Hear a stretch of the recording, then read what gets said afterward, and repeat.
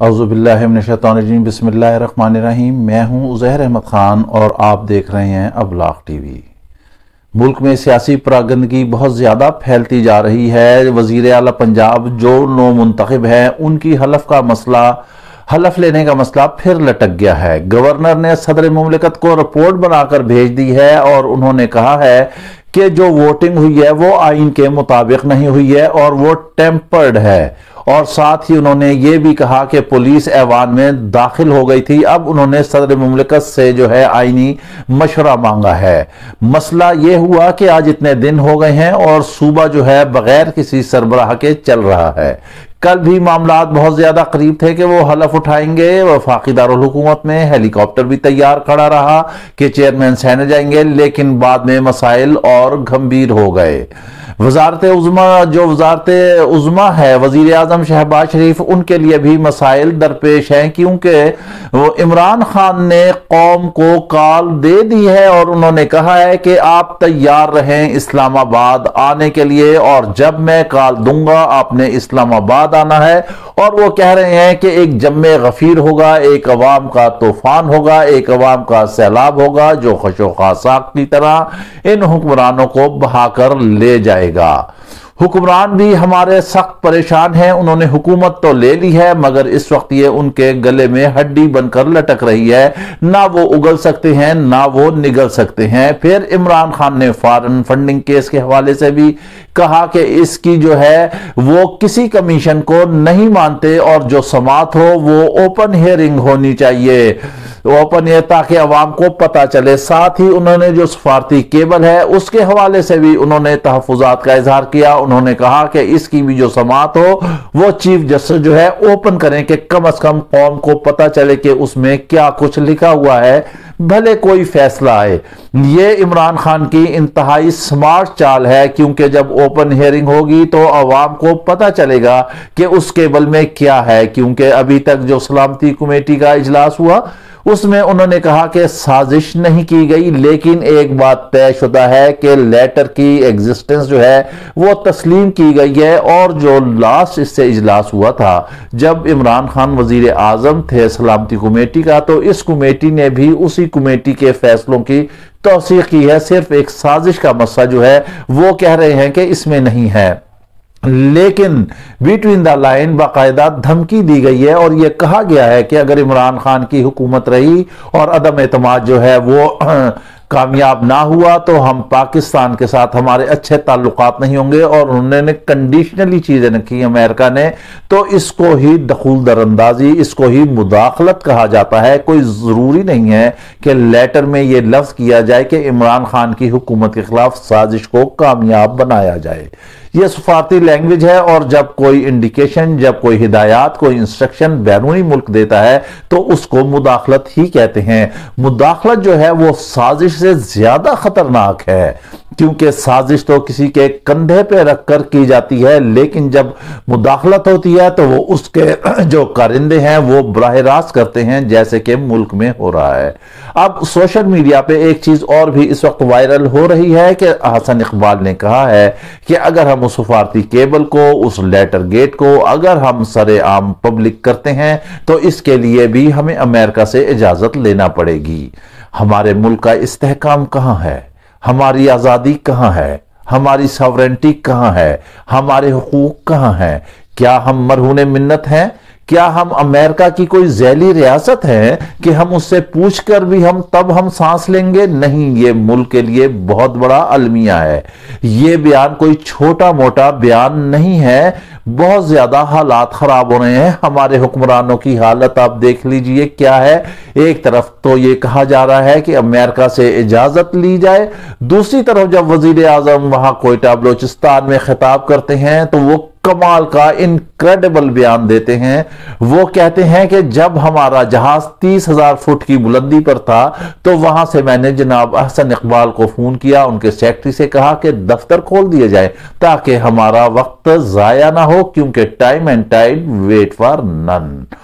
بڑا زبردست تھا، کوئی سیٹلائٹ فون تھا یا کون سا واللہ عالم کوئی نیا ایجاد کردہ فون تھا جو 30,000 فٹ کی بلندی سے براہ راست اس کے سگنل آ رہے تھے۔ اب آپ خود ہی فیصلہ کر لیجئے، پھر یہ مسئلہ ہو جائے گا हार्ट एंड माइंड का, फिर 30,000 की बुलंदी, और फिर आपकी काल, और फिर आपका खून। ये चीजें जरा आप जोड़ते जाएं।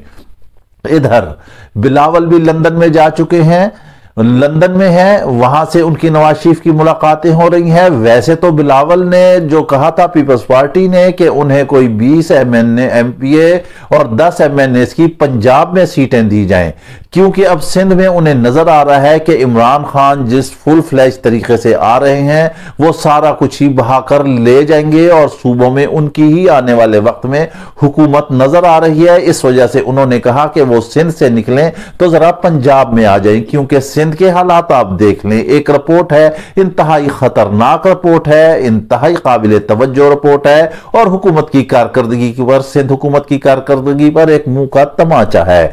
वहां पर एम्बुलेंस तकरीबन 1,00,000 सवा लाख लोगों पर सिर्फ एक एम्बुलेंस है, जो किसी गरीब को, जो किसी मरीज को, जो किसी मैयत को, या जो किसी इमरजेंसी में इस्तेमाल होगी। ये हालत है हमारी सेहत की, और इनके फैसले होते हैं लंदन में, या इनके स्कॉट के साथ जो एम्बुलेंस चलती है सिर्फ वो ही एक्यूरेट होती है। और इससे हटकर आप और चले जाएं, थर में आप देख लें, थर में क्या हालात है। बच्चे भूखों प्यास से मर रहे हैं, वहां पानी नहीं है, वहां शायद आज तक किसी ने 1000 का नोट भी ना देखा हो। आपको याद होगा, नहीं याद है तो हम आपको याद करा देते हैं, जब कायम अली शाह वजीर आला थे तो उस वक्त वो वहां गए थर के इलाके में, क्योंकि वहां अमवात बहुत ज्यादा हो रही थी उस जोड़ पर। वहां पर जानवर और इंसान एक ही जगह वो गंदा पानी पीते हैं। इन हुक्मरानों के लिए कितना बड़ा अलमिया है। और वो जब अंदर गए उनके लिए अनवाह इक़साम के खाने लगे हुए थे, आवाम बाहर भूखी मर रही थी। अपनी चमचमाती गाड़ियों में गए, स्कॉट के साथ गए, वहां उतरे, और जब बाहर निकले तो किसी गरीब को 2,000 रुपया उन्होंने दान कर दिया। बड़ी हातमताई की खबर पर लात मारी थी। सिंध में भी अरसा दराज से पीपल्स पार्टी की हुकूमत है, और वहां भुट्टो अभी तक जिंदा है।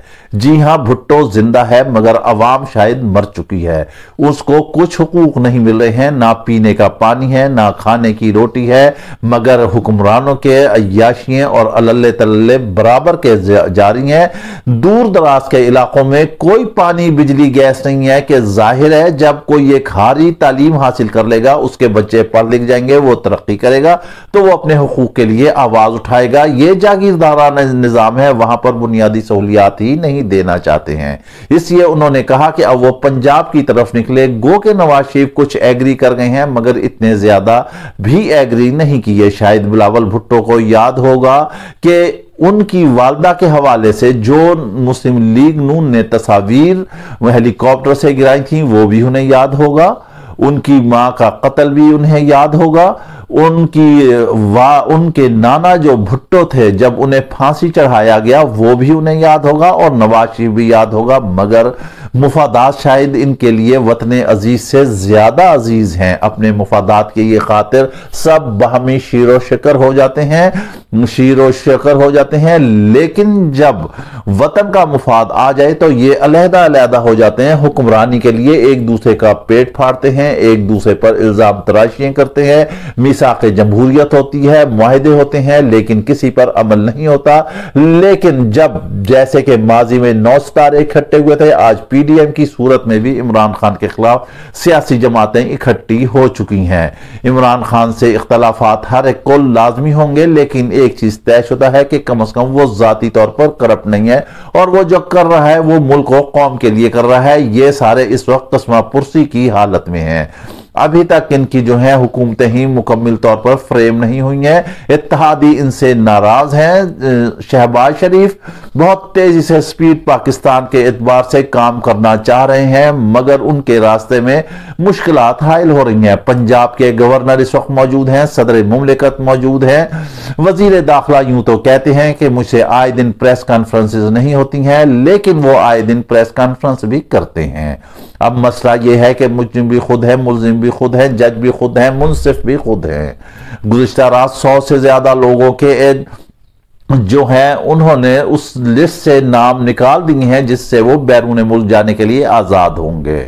اسی ایلس کا ہم ذکر کر رہے ہیں۔ جی ہاں، اس میں نواز شریف کا بھی نام نکال دیا گیا، شہباز شریف کا بھی نکال دیا گیا، مریم نواز کا بھی نکال دیا گیا، رانا ثناء اللہ کا بھی نکال دیا، خواجہ سعد رفیق کا بھی نکال دیا گیا، خواجہ آصف کا بھی نکال دیا گیا، اور واللہ عالم کتنے لوگوں کی ایک لمبی طویل فہرست ہے۔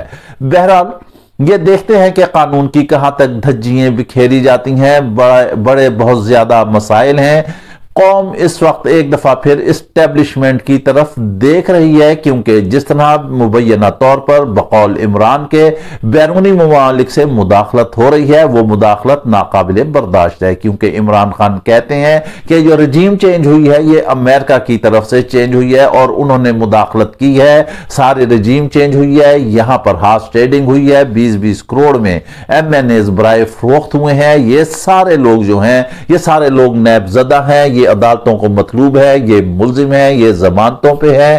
یہ سارا ایک ٹولہ جو ہے اس وقت حکمرانی پر قابض حکمران بن گیا ہے، ملک پر قابض ہو گیا ہے، بقول عمران خان کے کہ یہ ملک اور قوم کے لیے قطعی طور پر اچھا نہیں ہے۔ مگر اگر ہم بظاہر دیکھیں تو ملک کی ساورنٹی کے لیے اس وقت ہماری اسٹیبلشمنٹ کو کردار ادا کرنا ہوگا، انہیں دیکھنا ہوگا کہ ہمارا ملک کہاں جا رہا ہے، ہمیں کہاں سے ڈکٹیشن آ رہی ہے، ہمارے اپنی آزادی کو محفوظ رکھنا ہوگا۔